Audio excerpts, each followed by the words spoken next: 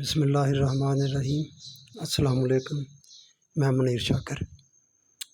بات کرنی ہے کہ اللہ کا اور شیطان ابلیس کا جو مکالمہ ہوا ہے وہ کیا ہے۔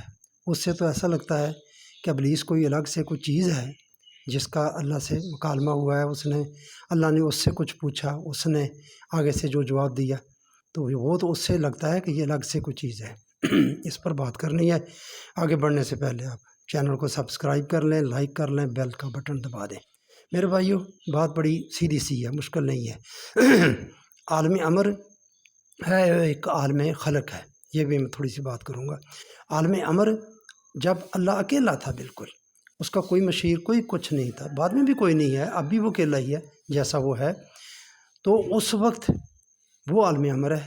اس نے جو سوچا، ہمیں نہیں پتہ کیا سوچا، وہ کتنا عرصہ تھا یہ نہیں پتہ۔ وہاں جب اس نے عالم خلق کیا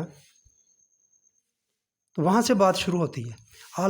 عالم کو ہم نہیں سمجھ سکتے، وہاں کی بات کو سمجھانے کے لیے اللہ تعالیٰ نے اس انداز کو تمثیلی انداز کہتے ہیں، یہ انداز اپنایا ہے، ایک تمثیل کے ذریعے بات بتائی ہے کہ جو اللہ کا اور شیطان کا مکالمہ ہے قرآن میں کئی مقامات پر۔ قصہ آدم میں جب اللہ اس سے پوچھتا ہے کہ میں نے جب تمہیں کہا تھا کہ آدم کو سجدہ کرو تو تم نے کیوں نہیں کیا، تو اس نے آگے سے جو بھی جواب دیا کہ یہ میں آگ سے بنا ہوں، یہ مٹی سے بنا ہے، تو میں اس کو سجدہ کیوں کروں۔ تو یہ بات سمجھانے کے لیے اللہ نے تمثیلی انداز کو اپنایا۔ میں اس کی مثال دیتا ہوں، جیسے علامہ اقبال کی نظم میں آپ نے سنی ہوگی، جگنو اور بلبل۔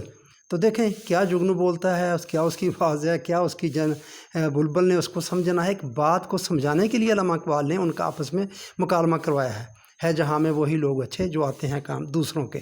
اسی طرح ایک اور ان کی نظم غالباً پہاڑ، گلیری اور پہاڑ، کیا پہاڑ نے بولنا، کیا گلیری نے بولنا۔